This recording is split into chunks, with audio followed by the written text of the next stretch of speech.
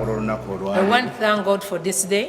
Era neebaza mmwe mwenna abakuŋŋaanye olunaku I olwaleero. thank whoever has attended this service today. Twebaza kubanga tukyali balamu. I want to thank God for we are still alive. Era twebaza Katonda olw'ekigambo ky'atuwadde We olunaku thank God for olwaleero. this day that has given to Omutwe us. gwaffe gugamba nti biki ebiva mu kuva mu maaso ga Our Katonda. theme is the consequence of living the presence of God. Abantu bangi tebategedde ne bava mu maaso ga Many Katonda. people have not realized it and they ended up Naye nga quitting the ekibajje mu presence maaso of ga God. Katonda bizibu bya nsi. But the reason as why they have left the presence of God is due to the earthly problems. Ebizibu by'ensi bijja kubeerawo. These earthly problems will remain, Naye ate tulina obiyitamu. but then we have to go through them. Naye abantu abasinga obungi babitaddeko amaaso But most of the people have focused so much ne on these earthly balemererwa problems okugenda Katonda gy'abagala. and they fail to reach their destiny. Tugenda kusoma mu kitabo kya Luusi We are here looking at the book of Ruth, essula esooka. that is chapter 1. Nja kutandika lunyiro olusooka. I'm going to begin with verse 1.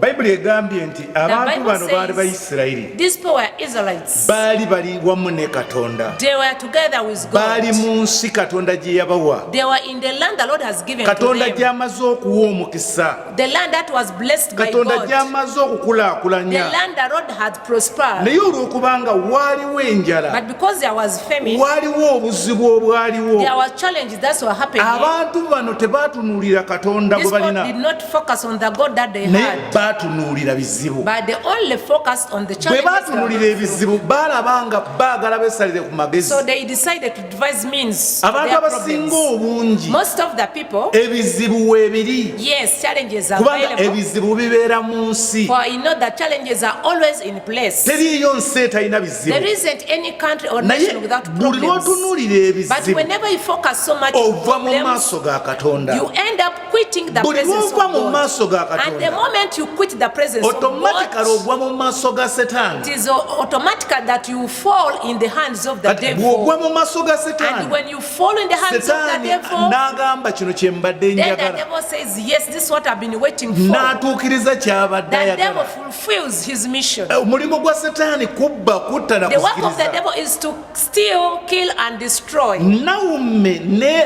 bbaawe Naomi with husband, bwe baalaba embeera, when they saw the Batya challenges they were going embeera. through, they feared nga those balowooza challenges, nti embeera esinga Katonda. thinking that the challenges were more than God. Ampuliriza njagala I okutegeeza want you for me who's nti listening embeera to me tesingangawo that Katonda. those challenges you're going through can never be Embeera more than esobola God. okujja. Yes, they can Naye happen, ali munda mu gwe but the one who is inside you asinga embeera is eyo obunene. better than those challenges that you're going through. Nawomi ekyo teyakitegeera. Naomi never thought about that. Ye yalowooza nti For embeera her, bw'ezza she saw ey'enjala that she's going through this famine. tagenda kufuna bw'anaabezaawo famire ye. There is no way she's going to survive with his family. Jjukira mu nsi gye yalimu Remember, in the country where they used to mwalimu stay, abantu bangi, there were so many people in naye that abantu country, bano bonna tebaagenda. but these people never left that Abantu place. bano bonna beesiga All Katonda. these people trusted God, Naye Nawomi n'ateesiga but Katonda, Naomi never trusted n'ava God. mu maaso ga He Katonda. instead left the presence of Yava mu God. maaso ga Katonda And the moment she ng'ajjudde. left the presence of God, full of Yalina buli everything. kimu, She had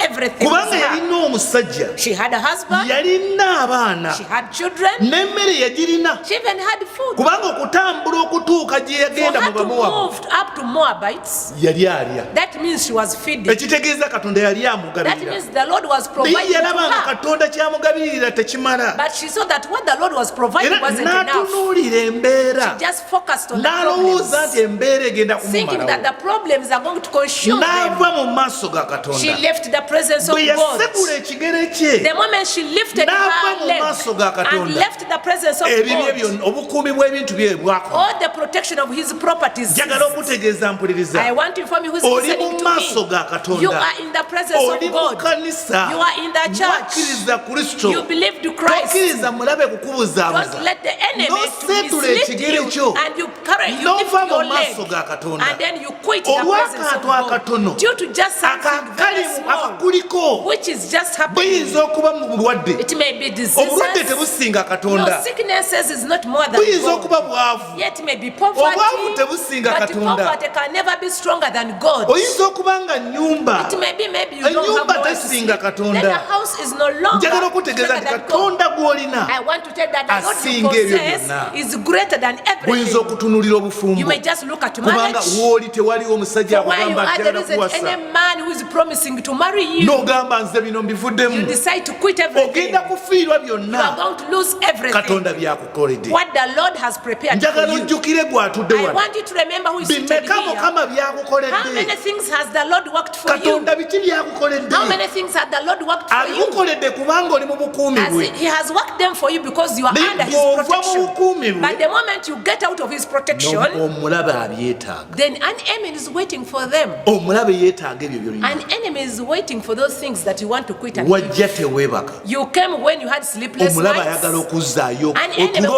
wants you to otwatutwale take back and take away that sleep from you. wajja nga toggwa mu ddwaliro You came when you used to visit omulabe hospitals ayagala every day. akuzzeeyo mu The ddwaliro enemy wants to take you back to hospitals. wajja ng'olina by'otalya You came when you could not era push omulabe yourself ayagala these things. abikuggyeko The enemy still wants to take those foods away from you. obadde obifunye kuba oli mu maaso ga You had katonda received them because you are in the presence of era bw'ova mu God. maaso ga And the katonda moment you quit the presence of God, you nga lose n'omulaba everything. abijjawo And enemy also takes them away from kati you. mulokola So mpuliriza born again who is listening to me, weegendereze you need to be very obutava mu careful maaso ga so that you may not quit the presence of God. setaani atambula The devil is roaming era about alaga bangi and he's revealing to many nti eri people ebweru eriyo that ebirungi there are good things outside there. naye ebweru bayibuli But egamba the Bible says eriyo mbwa there is only dogs teriyo outside there. kalungi Nothing good is outside.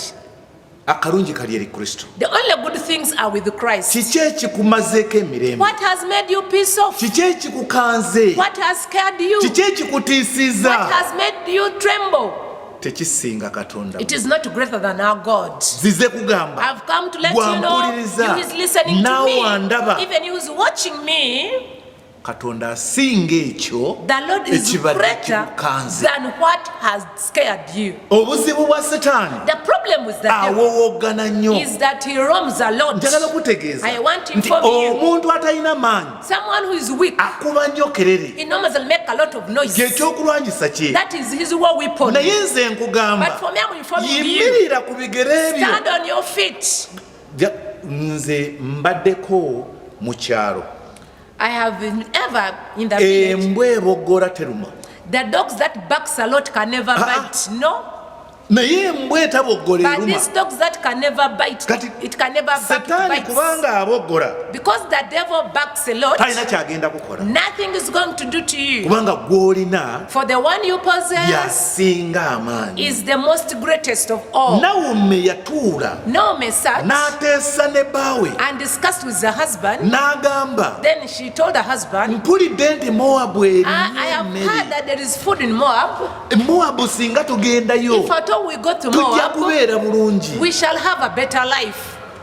era ne basitula And then they started the N'abaana journey be. with his sons. ne batambula They moved. ne bagenda They went. bwe baatuukayo When they reached there, ekyasooka okumugibwako what was taken away first from her kyekyomuwendo kye was her precious thing. omusajja ye That baamumuggyako was the husband who was taken away from her. teyamusigaza She never remained with the husband. yali akyali awo And she was still there. n'abaana be Even his two sons. be yali asinga Those okwagala one that he loved kubanga most. be yali For asigazizaawo they're the only ones he had remained nabo ne with. bamuggyako They were also taken away from her. n'asigala She bwereere remained completely with nothing. n'atuuka She okwekubagiza reached the extent of beginning to enkomerero lament. ya byonna And the end of it nawumme all, yali alina okutambula Naomi had to move akomewo mu kifo gye and then yamuwa go back to where she kati came from. mbuuza I now pose a question. yafunamu ki What did she benefit from mulokole that? gw'otambudde Born again, you've moved. mulokole gwe bakubuzizabuziza They have really misled you mulokole a gwe lot. bakumazeemu They amaanyi have really era discouraged naawe ne you. weevuma You also katonda begin insulting naawe God. n'ogamba katonda You also begin takukoledde saying that the Lord has not naawe ne worked for you. weefulugunya You also begin naawe grumbling. n'oyomba ne You katonda begin quarreling naye with God. ofunyeemu But ki what have you naye benefited? jjukira olugendo Remember the journey lw'otambudde that you've moved.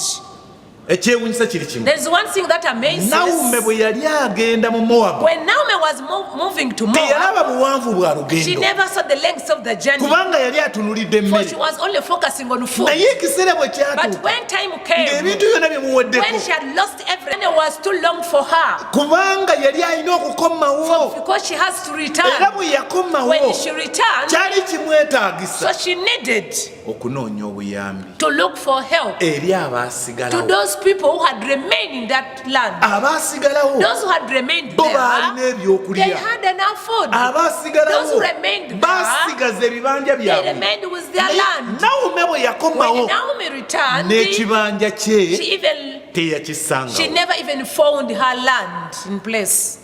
Mulokole nkugamba, You born again, I want to let olina you know, ekibanja mu maaso ga Katonda, you've got a piece of land in the presence of God. olina omugabo mu maaso ga You've Katonda. got a share in the presence of Naye God. bw'ova mu maaso ga But when Katonda, you quit the presence n'ogwo of omugabo God, gw'olina and even that share that you have, bagenda kugutwala. it will be taken away from you. Lw'onookomawo By the time you ogenda return, kukomawo nga tolina. you return with nothing. Kibi nnyo okuva mu It is maaso ga really Katonda. absurd for you to quit from the presence of God. Tosigazaawo kyo. You don't remain with anything. Oyinza okuba nga ali osaba, You may be prayerful. ogenda kukomawo, By the time you return, tokyasobola kusaba. when you can no longer pray, Oyinza okuba nga ali osiiba, maybe you are someone who do fast so much. By the time you nga return, tokyasobola when you kusiiba. can no longer fast, Oyinza okuba nga ali obuulira or maybe enjiri, you were an evangelist. ogenda By okukomawo the time you nga return, tokyasobola kubuulira when you njiri. can no longer preach, N'abantu obatya, when even fear to stand in the presence kubanga of babadde people, bakulaba by'okola. for they used to see you and do things that you used to Oyinza do. okuba nga obadde oyimba, Maybe you were a singer. naye nga ogenda okukomawo nga By the tokyasobola time you kuyimba. return, then you can no longer Ebyo even byonna sing. bikubiddwa. When all your things are being destroyed, Omukisa gwe nagwo when you gugenze, haven't lost your blessing, n'obukuumi nabwo bugenze, even the protection, you end up losing kubanga it. wanoonya okuba obulungi. For because you are looking for a better life. Nzize kugamba, I have come to let you know, tova mu maaso. please don't quit the presence of Omuntu yenna God. takujja mu maaso. Don't let anybody mislead you away Tokkiriza from bigambo God. by'abantu. Don't accept people's words. Waliwo ekigambo kya Katonda. There is only the word of Ebigambo God. by'abantu The words of the people tebiriimu kabuntu, are useless, naye ekigambo kya Katonda but the word of God kirimu amaanyi has got the ate era power kikozi, and it works. tekisobola kuddayo. No, it can go back Kikoze without ekyo Katonda ky'ayagala. fulfilling the Lord's promises. Kati lwaki ova mu maaso ga Why Katonda? do you quit the presence Mu of maaso ga God? Katonda we wali ekigambo kye, There is a word of God in His era presence, ekigambo kye kyekikola. and the word of God works. Njagala okutegeeza mulokola I want to inform you that born ekikutawaanya kiri again, what kimu, is disturbing nti His waleka word? ekigambo kya You Katonda left the word of God, n'okwata ebigambo bya and then you took other abantu people's be words. bakugamba These people are nti telling you Katonda nga tannakukolera. the Lord has not worked for you. Babuuze, Now ask them, bw'aba tannankolera if the Lord has not worked lwaki for ndi me, mulamu? why am I still alive? Okubeera omulamu For me to be Katonda alive, akoze. that means God has worked. Nze simanyi sitoowa ya muuka I gyakujja, don't know the store where He gets this breath, naye ndabiraawo nga but I just find myself Nzisa. when I'm breathing, ekyo kyokka kimala. that alone is enough. Katonda ali mu kukola. That means God is at work. Bameka be batutte mu How malwaliro many people are hospitalized nga beetaaga oxygen. who are on oxygen? Mulokola mpuliriza. Born again who's listening to me, Katonda ali mu kukola. the Lord is at work. Katonda tannayimirizaamu kukola. The Lord has not stopped Naye working. gw'odduka okuva It is mu you maaso who is ge running away from His presence, ng'onoonya okubeerwa. seeking for help. Okubeerwa okulese You wano. have left help here. Njagala okutegeeza. I want to let you know, Naomi yalina abantu be. Naomi had relatives. Yalina abantu baali bangi be yaleka mu nsi ya There Isirayiri. are so many people that she left in Israel. Era bwe yakomawo When she returned, Bayibuli the egamba Bible says yajja yeekweka. she came when she was Yajjanga hiding. atya. She came when she was fearing. Abantu ne bamulengerera Then people saw her from bagamba, "Oyo si ye afar, Naomi." and they were like, "Oh, isn't that N'agamba, "Seetaaga kumpita Naomi?" Naomi. She said that you shouldn't call me kubanga Naomi. Mukama yanzijjako buli kyange The Lord took kyonna. away everything from Naye me, nga ye yabirekera but she's Mukama. the one who left them before God.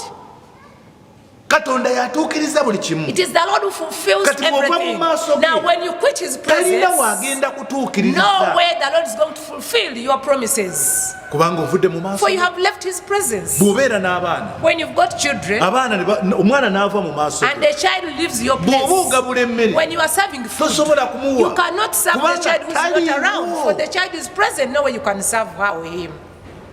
Kati njagala okutegeeza So I want you from you who's listening nti to kibi me. nnyo okuva mu maaso It is ge. really unfortunate for one to leave the presence of God. Nkugamba I'm telling you, ebyo by'obadde otunuulidde those things that you are focusing on, tebisinga Katonda they are maanyi. not powerful than God. Katonda akugamba The Lord is telling you, yimirire olabwe stand omukono gwa and see the hand of the Lord.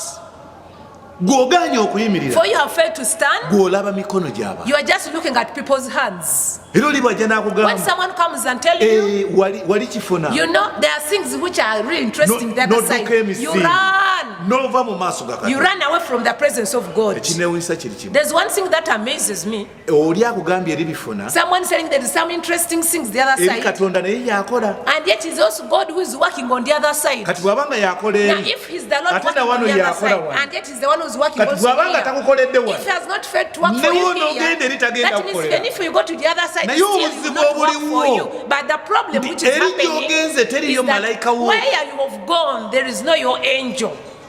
teriyo malayika wo. There is no your angel on the Kati other bw'oba nga side. teriyo malayika wo, So if there isn't any Tolina angel for you on the other ky'ogenda side, that kufuna. means nothing you receive from there. katugendeko mu kitabo kya Okuvwa Let us go to the book of Exodus. essula ya 20 Exodus chapter 20.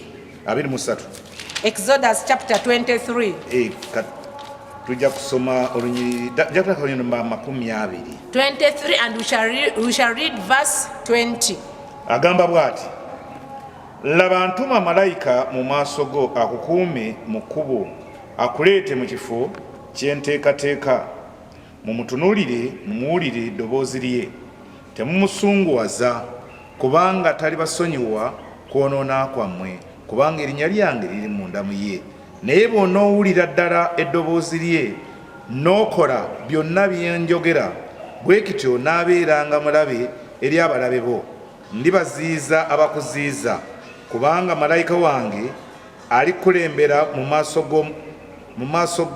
maaso go alikuyingiza eri Omwamoli, n'eri Omukiiti, n'eri Omuperezi, n'eri Omukanani, n'eri Omukiivi, n'eri Omuyebusi, nange ndibazikiriza. The Bible says, Katonda bw'atuyita when the Lord calls us, atuwa malayika. he gives us Bw'aba atuwa angels. malayika, If he gives us malayika angels, omulimu gwe the kutukulembera, work of the angel is to lead you, kutukuuma. to protect Kati us. bw'odduka mu maaso ga So when you Katonda, run away from the presence ogenda of kulekawo God, malayika that means you're going to leave your agenda angel okukuuma behind. Katonda byakuwaddeko They want to y'ani? protect the positions from God. Who is that? Abantu abasinga obungi Most of the ekyo people, tukyerabidde, we forget about that. tudduka buddusi We just run away. naye nkugamba But I'm telling you, kye kiseera this is the time otegeere for you to understand nti Katonda that yakuwa God malayika. gave you an angel. Katonda bw'aba yakuwa If malayika, I thought the Lord gave you an angel, muwulirize. listen to the angel. Agambye muwulirize, He's saying that listen to him. muwulirize, Listen to him. ate mutunuulire, And then focus on him. kubanga For yakukulembedde, he's the one leading alina you. gy'akutwala. There is somewhere he's taking you. Yamanyi ebibyo we biri. He knows where your possessions are. Kati bw'abanga yamanyi ebibyo If at all he knows where your possessions are, Muwulirize. then listen to bw'ona him. agaana If omuwuliriza, you fail to listen to ogenda him, kutwala you are just going ogende. to stray. Bw'ona ogenda, After you straying, Setaani agenda kukuba ebyo. then the devil will destroy all your possessions. Bingi Katonda byakukoledde. There are so many things the Lord has worked for you. Omukisa munene Katonda There is a gw'asiima. great blessing that the Lord has prepared for Katonda you. bingi byateekereteekedde There are so obulamu. many people the Lord has prepared for your life. Era ne Setaani abiraba. The devil is also watching Era them. Setaani The yabyegomba. devil is admiring Era them. agamba singa ava mu He maaso ga says, I Katonda. wish this person quits the Byonna presence of n'ebikuba God, ebyo. and then I destroy all these Era possessions. oba waakavaamu And by the time you quit the Byonna, byonna, presence, byonna n'abikuba. then the devil destroys everything. todda mabega. Please don't move backwards. Tova mu maaso ga Katonda. Do not quit the presence of God. Katonda alina bingi by'anteze. There are so many things the Lord has prepared for Katonda you. alina bingi by'agala okukola. There are so many things the Lord is ready to do for you. Alina bingi by'agala okuteeka ku bulamu. There are so many things that the Lord wants to insert in your Naye life. bw'onoofaanana nga Naomi. But if you are like Naomi, Naomi yagenda. Naomi went, Era n'alaba abasigadde nga tebalina magezi. and so that the rest of the people lack N'agamba knowledge. abo bagenda kufiira. She said, those people are going to die from there. Naomi n'agenda ne bbaawe. Naomi went with her N'agenda husband, n'abaana be. went with her children, N'ebintu bye byonna. went with all her Bwe possessions. yatuuka eyo, When she reached omulabe there, n'abikuba. the enemy destroyed them Bwe completely. yakomawo, When she yali returned, takyasobola na kufiitinga mu be she could not yalekawo. even fit among the Era be rebels. yalekawo baali nga bo Those balina ebibamala Had enough, nga naye ye talina. but Naomi had nothing Nga completely. n'ekibanja kye baakitwala. Even her piece of land was grabbed. Nga takyalina mugabo She could not have any share mu maaso ga Katonda. in the presence of Kubanga God. yadduka amaaso ga For she Katonda. ran away from God. Mulokole buli lw'ova mu maaso You ga born Katonda. again, I'm telling you that the moment you Ebibyo quit the byonna presence of bigenda God, kukubibwa. all your possessions are Naye going ate to be hit. bw'onookomawo So by the time you return, togenda ate kufuna. nothing you'll find and you won't get anything. Buli omu ajja kuba akutunuulira. Everyone will be looking at Buli you. omu ajja kuba nga yakusinga. Everyone will Buli be omu better ajja than kuba nga you. ali ku bibye. Everyone will be on business. Gw'ogenda okutandika okwemulugunya. It is you who is going to begin now Abantu grumbling. tebakyantegeera na kuntegeera. People do not even understand me N'abantu be nowadays. nayamba nga Even tebakyayagala those people that kumanya. I help, they are not interested in knowing Bo bali ku anything. byabwe. Yes, they are on their own Bo baasigala mu business. maaso For ga them, they Katonda. remained in the presence of God. Gwe njagala kutegeeza. I want to inform Kijja you, kutwalira ebbanga ddene. it will take you a long period Okulinnya of time amadaala. for you to climb the Okomewo eri ladders Katonda. so that you come back in the presence Kubanga of wali God. olinnya For amadaala. you had climbed some Ng'olina eddala ladders. There is a ly'otuuseeko. certain level that you had reached. N'okwolesebwa wali You olesebwa. even receive visions. Kankubulye wali osabira Let me tell you, n'abantu you would even pray for people. bafuna ebyamaaso But ga by the Mukama. time you quit the presence Kati of God, olwaleero n'omuzimu gulema today okugoba. you even fail to rebuke a Ne demon. bw'osaba tolina by'olaba. Then if you pray, you don't see anything. Kikwetaagisa ate okuddayo olugendo You need to lwatambula. go back to that journey that Okuddamu you had started okulinnya to amadaala. begin and then climbing ladders N'ekyokubiri again. kwongereza ku ekyo. And secondly, to add on to that, Ne Katonda takyakwesiga. even God does not God doesn't trust you. Kubanga ku luli wamulyamu olukwe. For the other time you conspire Ne bw'aba ne against him. byakola. So even there are things that he's trying to do. Abikola yeekengera. He does them when he does not even trust Kubanga you. toli mwesigwa. For you are not faithful. Oyinza okuddamu bye wakola. Or maybe you can go back and do the things that you had done before. Bagamba amazzi gakulukutira gye gaali That water gakulukutiddeko. flows in the direction where it had Kati flown. anaakakasa atya nti gundi gye wali oddukiddeko tojja How kuddamu. will the Lord now be sure that you won't go back and run the way you had done Kubanga ekkubo before? okyalijjukira. For you still remember the way that you took. Kati njagala kutegeeza So I want you from you who's listening, kye kiseera the time is right otunuulire Katonda. for you to focus on Ove God. ku bintu ebikumazeemu amaanyi. And then stop looking at this book has Musajja discouraged you. gwampuliriza. Man who's listening to Mukazi me, gwampuliriza. woman who's listening to Oli me, w'amaanyi. you are really strong. Teweetaaga kwesalira musango. You don't need to judge Ate oli yourself. bulungi nnyo You are really far better okusinga abo b'otunuulira. than those people that you are focusing on. Kubanga b'otunuulira That those people that you are focusing on, abamu tebeba katulo. some of them have sleepless nights, Abamu bali ku mpeke. some are on tablets, Abamu bamala kwekuba mpiso ne balyoka babeera abalamu. some they have to get injection daily basis to Kati gwe live. bw'otunuulidde. For those are the people that you are Naye focusing nze on. kugamba, But I've come to let you Katonda know wo your God asobola. is able Era Katonda wo and your ali God wamu naawe. is together with you. Tova mu maaso ge. Never quit the presence of Nyweza God. kye wafuna. Strengthen what you got. Aboogera bajja kwogera. Those people who speak will continue speaking. Ekiboogeza baagala kuwanulayo waggulu The reason is why gy'otuusa they okuse speak, they wansi. want to pull you from up downwards. Teriyo omuntu ayagala kukulinnyisa. No one wants to make you Buli omu up. ayagala kuwanula Everyone wants akuse to pull you wansi. down, Kati down. bw'onootunuulira ebigambo So when by'abantu you focus on people's ogenda words, kuwaayo omukono gwo you are bakusse going to wansi. give out your hand and this people will pull you down. Nijjukira otutte eddaala. Remember that you've taken a Okulinnya level okutuuka gy'oli. for you to climb to where you are. Otaddemu You okusiiba. have invested invested in fasting. otaddemu You okusaba, have invested in prayers. otaddemu okubuulira You have enjiri. invested in preaching. Kyova olaba ng'otuuse eyo That's why you gy'otuuse. have reached that level where you are. Naye olw'okuwuliriza ebigambo But byabwe. due to listening to people's words, Ekikwewuunyisa kiri kimu. there's one thing that amazes. Nawomi Naomi, Moabu yali tagendangayo. she had never gone to Moab. Naye abantu bwe baamuleetera But it's ebigambo the people who brought her words, ne bamugamba Moabu telling erya her, emmere. yes, there is food in Moab. N'agamba nti erya She emmere was enyengera what? Yes, bwengezi. there is food plenty in Moab. Naye n'awaayo omukono She n'agamba also munzige gave eno in her gyendi. hand and they pulled her. Ekisooka The first thing alina okubuuza she had to ask, bwe mba nzizeeyo when I've come that side, n'atuukira waani. to where will I settle? Kubanga ensi gy'agenda musiimu. For the land where she was going is Bwe not n'omugamba affe tujja hers. kufunira And they w'omutuufu. said, no, come, we shall give you a house where to stay. Naye n'akkiriza She n'awaayo also omukono. accepted and gave in Ne her bamugya mu hand. kifo kye. She was taken from Ne her land bamutambuza. and they made Ne her move bamutwala e Moabu. and they took her up to Moab. Kati nga yeerabidde Forgetting nti gy'agenze teriyo malayika Where she had we. gone, there wasn't any angel for her. Mulokole njagala Born again, I want to let you know, bakugambye ebigambo they have told you a lot of words. naye akugambye But the one who has told you those words, omubuuzizza nti malayika have you ogyali. asked him or her whether your angel is there? Kati kyekiseera So this is the time weetegereze for you to understand okkirize so that you can accept nti katonda ali wamu nawe. that God is with you. Va ku bigambo by'abantu. Get out of people's words. Katonda eyakuyita The Lord who called you ye yakukulembera is the one who led you n'akutwala mu kifo ky'olimu. and took you to the place where you are. Yakugambye nti wano tuveewo tugenda awala. Did the Lord tell you to get out of that place and go somewhere with Him? Ate n'ekirala And another thing, nga nkomenga as you wind up, njagala kutegeeza I want to inform you nti ebibyo Katonda agenda kwogera naawe.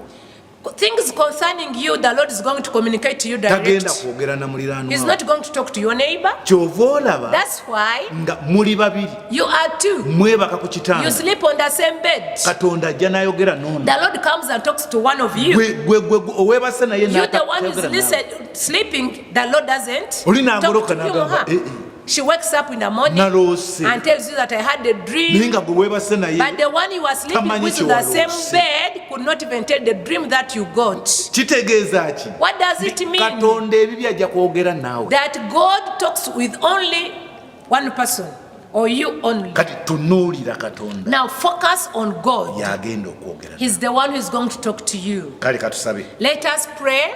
Katonda nannyini kutonda God, the bunnansi, creator of heaven and earth, nkwebaza olw'enjiri I want to gy'otuwadde. thank you for the gospel you've given us today. Nyimusa abantu bonna Mukama nga I lift bakuŋŋaanye. up all the people who have gathered here. Bayimusa mu maaso I go. lift them before you. Saba Mukama nga I obakwateko. pray that you touch on them. Saba ekigambo ky'otumye I kifuuke pray that the word you've sent eddagala gye bali become a medicine upon them okujjanjaba emitima to gyabwe heal their hearts egibadde giweddemu essuubi which had lost hope, egibadde gikooye which were tired. gikwateko Mukama. May you touch on them, O Lord. Sisinkana abaana bo May you meet your children. basimulule May you deliver them. bakomeko Mukama. May you touch on them, O God. Nangirira amafuta I go declare Mukama the anointing of the Lord agasimulula that delivers. bigagake eri ekibiina Let kino it send on Mukama. this congregation. Legagake eri abantu Let it Katonda. send and do this. leka osimulule bonna May you abatulaba deliver Mukama. whoever is watching abo bonna us. abatuwuliriza Those who Mukama. have listened to leka us. Mukama nga May obasimulule the Lord deliver leka them. ekisa kyo Mukama nga May your ekiwonya grace that heals kikwate ku mukyalo oyo. touch on that woman. kikwate ku musajja Touch oyo. on that man abadde aweddemu who essuubi had abadde lost hope. akooye The one who was abadde tired. anaatera The okudduka one mu who was maaso ga almost Katonda. quitting the leka presence of God. kimuyimusa olwaleero Let it lift leka him or kimuzeemu her. amaanyi Let him be asobole discouraged okuddamu so amaanyi that he may be asobole okutambula encouraged, so that olugendo he lwe may move in mu his linnya lya journey. In Yesu. Jesus' name we Weebale pray. Yesu. Thank you, Jesus.